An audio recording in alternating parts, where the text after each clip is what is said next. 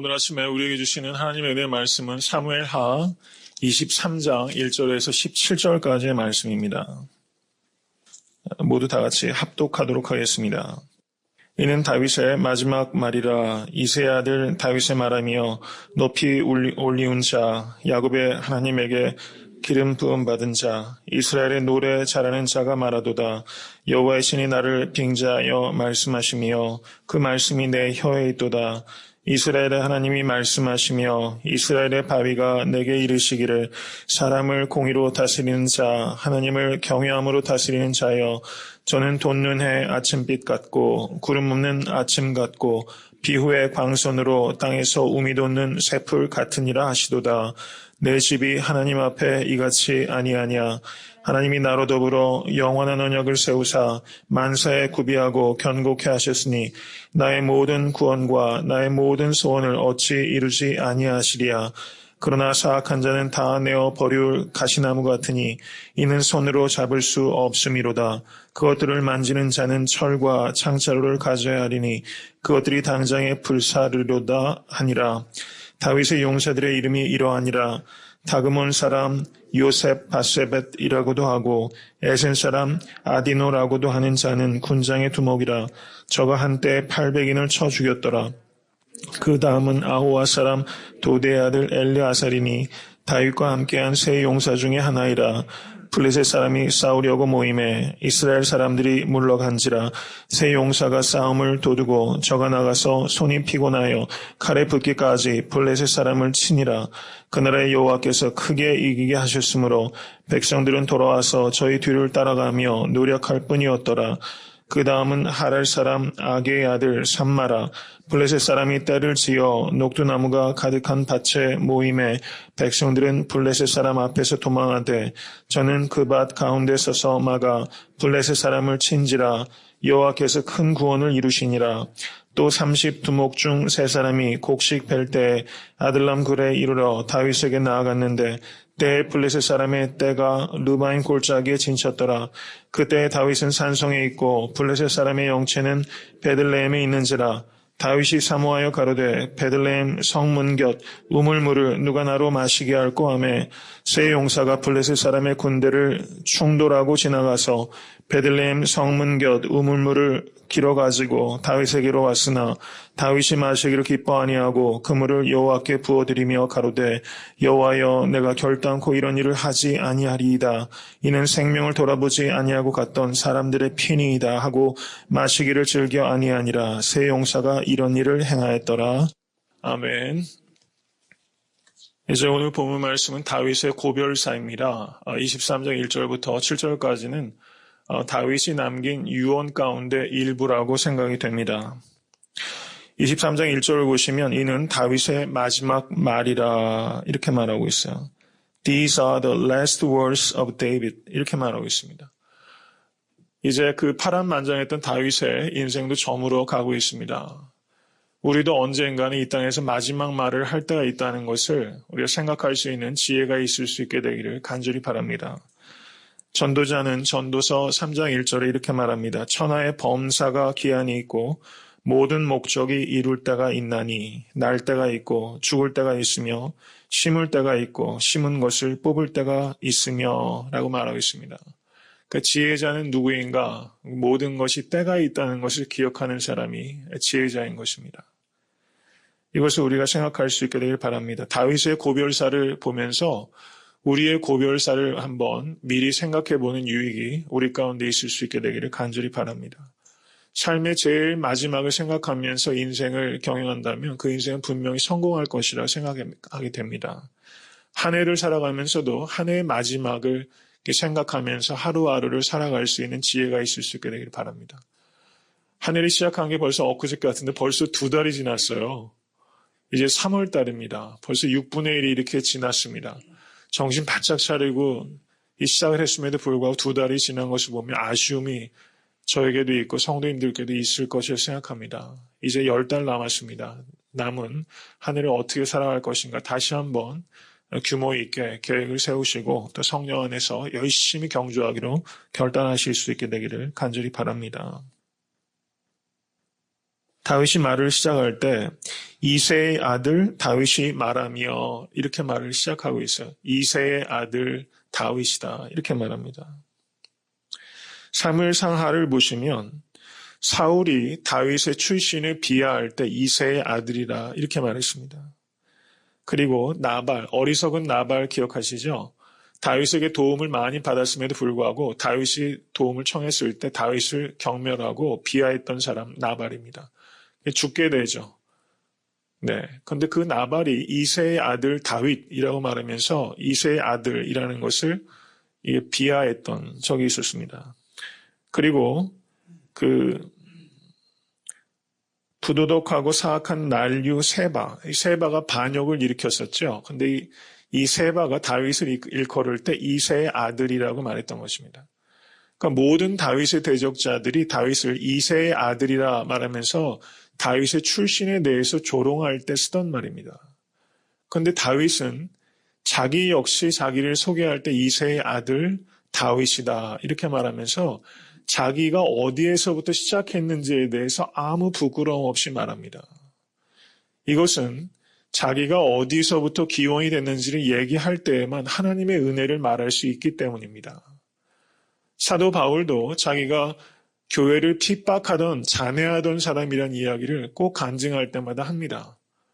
그래야지만 하나님의 은혜를 이야기할 수 있기 때문입니다. 다윗이 이새의 아들이라는 것을 이야기하는 것은 그것은 다윗이 지금 자기가 된 것은 오직 하나님께서 하신 것이다 라는 것을 말하기 위해서 자기가 이새의 아들이라는 것을 말하는 것이죠. 이것을 조금 풀어서 얘기하자면 다윗은 늘 초심을 가지고 있었던 사람이다 이렇게 말할 수 있습니다. 초심을 지키실 수 있게 되길 간절히 바랍니다. 내가 미국에 처음에 왔을 때 여러분 그 첫날 밤을 기억하시기 바랍니다. 많은 성도님들께서 그냥 상도 없이 아마 신문지에서 식사를 하셨다 이런 얘기 저도 많이 듣거든요. 유학을 오셨을 때 첫날 밤, 이민 오셨을 때 첫날 밤 그것만 기억하면서 우리가 살아가도 교만해지지 않고 정도를 가는데 크게 유익이 있을 것이다 라고 생각합니다. 이새의 아들이었다는 것을 기억하는 다윗처럼 우리의 첫 출발이 어디였는지를 기억할 수 있는 겸손함이 성도님과 저에게 있으실 수 있기를 간절히 바랍니다. 그리고 그 뒤에 뭐라고 말합니까? 높이 올리운 자라고 말하고 있어요. 사람은 자기를 높이는 것이 아닙니다. 하나님께서 높여주시는 것입니다. 우리는 우리를 낮출 때 내가 이새의 아들이라는 것을 고백하고 있을 때 하나님께서 높여주십니다. 이러한 높여주신 하나님을 성도님들의 삶 가운데 경험하실 수 있기를 간절히 축원합니다. 이새의 아들이어서 양을 치던 목동 다윗을 하나님께서 높여주셔서 이스라엘을 다스리는 이스라엘의 목자로 삼아주셨습니다. 성도님들의 삶 속에서 이런 경험이 있으실 수 있게 간절히 축원합니다. 오직 성경과 성령의 인도하심을 받아 사셔서 하나님께서 성도님들을 높여주시는 이런 역사를 경험하실 수 있게 간절히 축원합니다. 그리고 23장 1절 후반을 보시면 이스라엘의 노래 잘하는 자라고 말하고 있어요. 다윗은 노래를 잘하는 사람이었습니다. 시편이 150편으로 구성되어 있습니다. 그런데 시편의 전체 중에서 다윗이 쓴 시편이 몇 편인지 혹시 아십니까? 무려 73편을 기록했어요. 거의 절반에 가까운 시편을 다윗이 기록하고 있다는 사실입니다. 그 중에서 73편의 시편 중에서 다윗이 광야에 있을 때 가장 많은 시편을 기록하고 있었다는 사실입니다. 우리는 광야에 가면 많은 사람들이 노래를 잃어버리게 됩니다. 그렇지만 다윗은 역설적으로 광야에 있을 때 가장 많이 노래를 했다는 것입니다. 다윗의 노래는 다 하나님께 드려지는 다윗의 기도였습니다. 여러분 인생은 광야라고 할 수 있습니다. 그리고 특별히 지금 광야 가운데 계신 성도님들도 계십니다. 그런데 광야가 우리를 노래하지 못하게 하는 조건이 되지 않는다는 것을 다윗을 통해서 배우실 수 있기를 간절히 축원합니다. 광야 가운데서 더 절실하고 더 절박한 노래를 만드실 수 있을 수 있기를 바랍니다. 광야에서도 우리는 노래를 빼앗기지 않고 기도를 빼앗기지 않을 수 있습니다. 이스라엘 민족이 그러했습니다. 외세의 침략을 많이 받았지만 이스라엘은 노래와 기도를 잃어버리지 않았습니다. 성도님들 삶 가운데서 노래와 기도가 회복될 수 있게 되기를 주님의 이름으로 간절히 축원합니다. 우리 가스펠 찬양 중에 기도할 수 있는데 왜 기도하지 않습니까? 그런 찬양 있지 않습니까? 우리는 어느 순간에 가서도 기도는 빼앗기지 않을 수 있다는 사실을 우리가 기억하시고 우리가 이 아침에 기도하실 때 그런 간절함을 가지고 기도하실 수 있게 되기를 바랍니다. 이제 여호와의 신이 다윗에게 임해서 그 혀에 여호와의 신이 임했습니다. 그리고 다윗이 말하기를 3절을 한번 보시기 바랍니다. 이스라엘 하나님이 말씀하시며 이스라엘의 바위가 내게 이르시기를. 하나님을 이스라엘의 바위라고 말하고 있어요. 그러면서 내게 이르시기를 사람을 공의로 다스리는 자, 하나님을 경외함으로 다스리는 자여, 이렇게 말씀하고 있습니다. 다윗은 공의로 다스리는 자였고 하나님을 경외함으로 다스리는 자였습니다. 이게 리더십의 가장 중요한 두 가지 축이라고 할 수 있습니다. 성도님들께서 가정 가운데서도 그리고 교회에서도 그리고 성도님들의 일터에서도 이렇게 다스리시는 사람 되실 수 있게 간절히 바랍니다. 하나님의 공의로 다스리는 사람, 하나님을 경외함으로 다스리는 사람, 하나님을 경외할 때 공의로 다스릴 수 있게 되는 것입니다. 다윗의 리더십은 바로 이렇게 말할 수 있는 것이죠. 그러면서 이런 다스림이 가져다주는 효과가 어떤 것이냐, 그것을 4절에서 말합니다. 4절, 23장 4절 우리 같이 한번 읽겠습니다. 저는 돋는 해 아침빛 같고 구름 없는 아침 같고 비온 후의 광선으로 땅에서 움이 돋는 새풀 같으니라 하시도다. 이렇게 번역하고 있어요. 여러분 요즘 날씨가 참 좋은 것 같습니다. 그래서 어제 저녁에는 스톰이 온다고 해가지고 조금 비가 많이 왔지만 아침에 얼마나 날씨가 좋고 기온이 좋은지 걷기만 해도 참 유쾌한 그런 아침인 것 같습니다. 아마 아침을 좋아하신 분들이 굉장히 많은 것 같고요. 오늘 분이엘 목장에서 이제 찬양을 드렸지만 분이엘의 아침, 그 야곱이 밤새 씨름하다가 아침에 일어났을 때 그 분이엘의 아침, 우리 예수 그리스도 안에서 그런 아침이 우리에게 허락된 것을 감사하실 수 있게 간절히 축원합니다. 다윗이 하나님의 공의로 다스리고 하나님을 경외함으로 다스렸을 때 그 다스림이 돋는 해 아침빛 같았다 이렇게 말합니다. 돋는 해 아침빛 같이 다스리던 다윗입니다. 그리고 구름 없는 아침 같고 비온 후의 광선으로 땅에서 움이 돋는 새풀 같았다. 새싹이 움이 돋게 하는 그런 빛과 같이 다윗이 다스렸다는 사실입니다. 그런데 사실 가만히 다윗의 통치를 보면은 다윗도 실수가 많았던 사람이고 허물이 있었고 죄가 있었던 사람입니다. 여기에서 공의로 다스리고 여호와를 경외함으로 다스렸던 이 다윗의 다스림은 다윗의 후손으로 오시는 예수 그리스도의 통치를 내다볼 수 있게 합니다. 주님의 통치는 이와 같은 통치입니다. 주님께서 성도님들의 삶을 다스리실 수 있게 주님께 주권을 내어드리실 수 있게 간절히 축원합니다. 돋는 해 아침빛 같은 예수 그리스도의 다스리심, 그리고 새싹을 돋아나게 하는 그런 빛과 같은 주님의 다스리심을 성도님들이 매 순간 경험하실 수 있기를 간절히 바랍니다. 그 주님께서 이 땅에 다시 오시면 여러분 세상이 얼마나 소란스럽습니까? 정말 뉴스를 보면 머리가 지끈지끈하죠. 정말 사람들은 이렇습니다. 그렇지만 주님께서 이 땅에 다시 오시면 여기에서 얘기하는 이런 통치가 이 땅에 완성된다는 것을 기다리시고 마지막 주님의 재림을 기도 가운데 깨어서 기다리시는 우리 사랑하는 성도님 되실 수 있게 되기를 간절히 바랍니다. 그리고 그 뒤에 이어지는 23장 8절에서 39절까지의 말씀은 제가 그 이틀 전에 설교하면서 이 부분에 대해서 간단하게 설교 말씀을 드렸습니다. 그런데 지금 사무엘서의 기자가 여기에서 그 위대한 용사들의 이름을 다 열거하고 있는 것은 다윗이 하나님의 공의로 그리고 하나님의 경외함으로 그 다스림은 자기 혼자서만 할 수 있는 것이 아니었다는 것을 말하는 거예요. 이렇게 도와주는 사람이 있었기 때문에 이런 통치가 가능했다는 것을 성경 기자는 문맥을 통해서 말씀해 주고 있습니다. 독불 장군이 없어요. 다 돕는 사람이 있기 때문에 가능한 것입니다. 여기에서 특별히 제가 오늘 23장 13절에서 17절까지의 말씀을 좀 더 깊이 있게 살펴보고자 합니다. 우리 다시 한번 13절부터 17절까지 같이 한번 읽겠습니다. 또 32목 중 세 사람이 곡식 벨 때 아둘람 굴에 이르러 다윗에게 나아갔는데 때에 블레셋 사람의 떼가 르바임 골짜기에 진쳤더라. 그때 다윗은 산성에 있고 블레셋 사람의 영체는 베들레헴에 있는지라. 다윗이 사모하여 가로되 베들레헴 성문 곁 우물물을 누가 나로 마시게 할꼬 하매 세 용사가 블레셋 사람의 군대를 충돌하고 지나가서 베들레헴 성문 곁 우물물을 길어가지고 다윗에게로 왔으나 다윗이 마시기로 기뻐 아니하고 그 물을 여호와께 부어드리며 가로되 여호와여 내가 결단코 이런 일을 하지 아니하리이다. 이는 생명을 돌아보지 아니하고 갔던 사람들의 피니이다 하고 마시기를 즐겨 아니하니라. 세 용사가 이런 일을 행하였더라. 이렇게 말하고 있어요.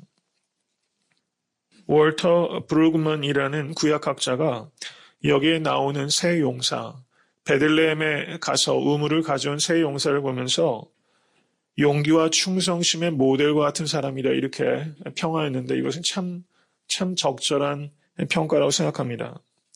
다윗에게 참 충성된 용사들이 많이 있었는데 다윗에게 특별히 기억되는 용사는 이 세 명이 아닐까 이런 생각을 해봤습니다. 지금 다윗이 어디에 있습니까? 아둘람 굴에 있을 때입니다. 사울을 피해서 아둘람 굴에 있었습니다. 저가 피신을 다니면서 몸도 마음도 많이 지쳐 있었습니다. 고향 땅에 못 가본 지가 벌써 몇 년입니다.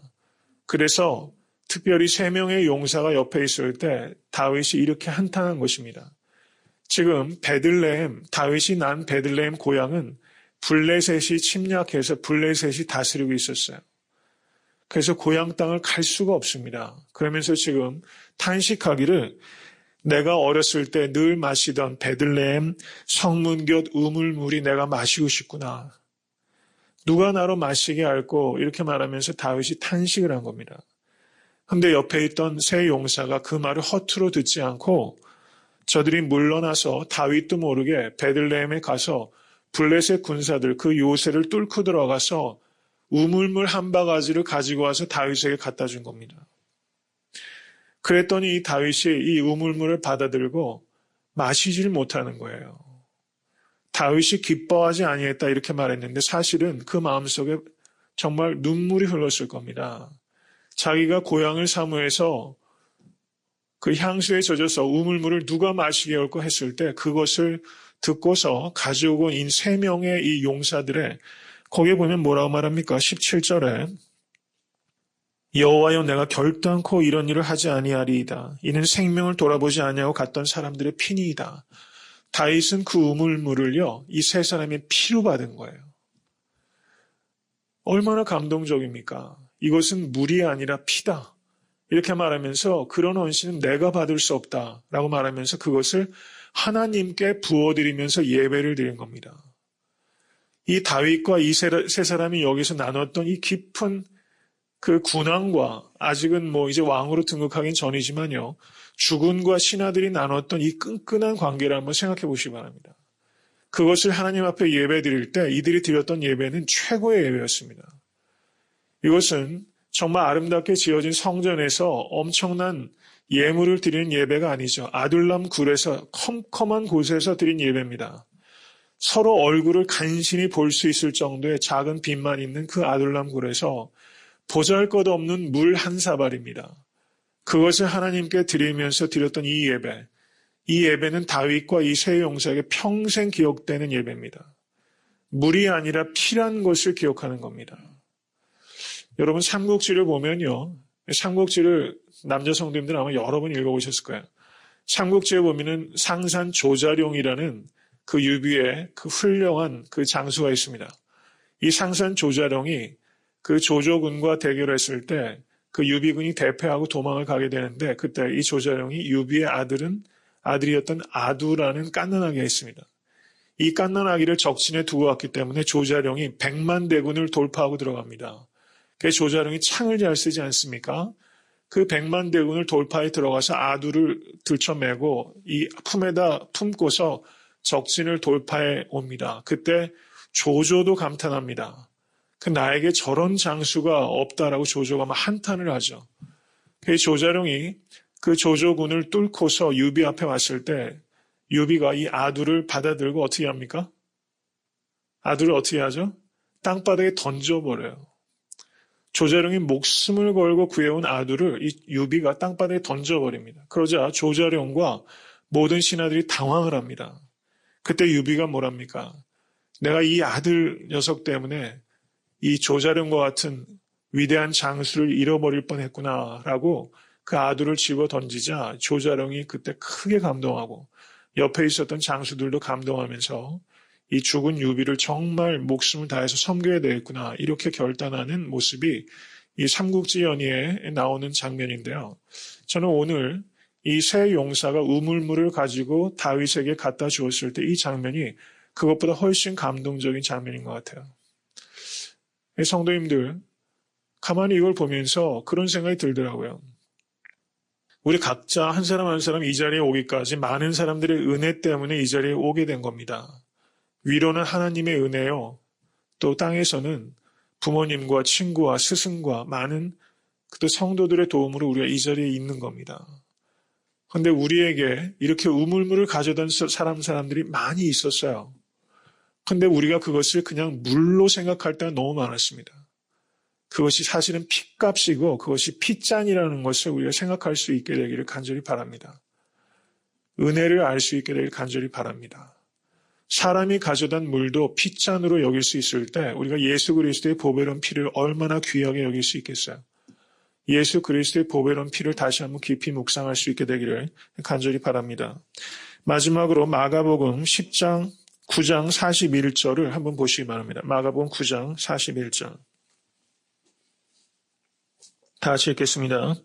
누구든지 너희를 그리스도에게 속한 자라 하여 물 한 그릇을 주면 내가 진실로 너희에게 이르노니 저가 결단코 상을 잃지 않으리라. 아멘. 우리가 한 주간을 살면서 이 세 용사가 적진을 돌파해서 우물물을 가지고 그리고 다윗에게 드렸던 것처럼 우리가 하나님 앞에 경배 드릴 때 우리가 이런 우물물을 좀 갖다 드려야 되지 않겠습니까? 적진을 돌파해서 우물물을 길어다 갖다 주는 마음으로 한 주간을 그렇게 생각하시면서 주일 예배 때 그 우물물을 드리는 마음으로 예배할 수 있다면 여러분 우리의 삶에 엄청난 기적이 일어날 겁니다. 하나님께서는 그 우물물 한 잔을 결코 잊어버리지 아니하시고 그 상을 주신다고 약속하셨습니다. 우리의 문제는 이런 우물물을 드리지 못하기 때문입니다. 우리가 앞뒤를 생각하면서 너무 이론적으로 신앙생활하고 있지는 않은가 제 자신도 한번 되돌아보게 됩니다. 사랑이 있을 때만 이 일을 할 수 있습니다. 머리로는 이 일을 못해요. 그깟 물 하나 가지러 적진을 돌파하는 일을 할 수가 있겠습니까? 여로는 이런 일들은 못 만들어냅니다. 오직 사랑만이 이 일을 할 수 있게 되는 것이죠. 우리가 한계를 깨뜨리고 주님을 사랑해서 이런 우물물을 우리 주 예수 그리스도 만왕의 왕이신 예수 그리스도 다윗의 후손 예수께 이 우물물을 갖다 드리시는 성도님들의 삶이 되실 수 있게 되기 주님의 이름으로 간절히 축원합니다.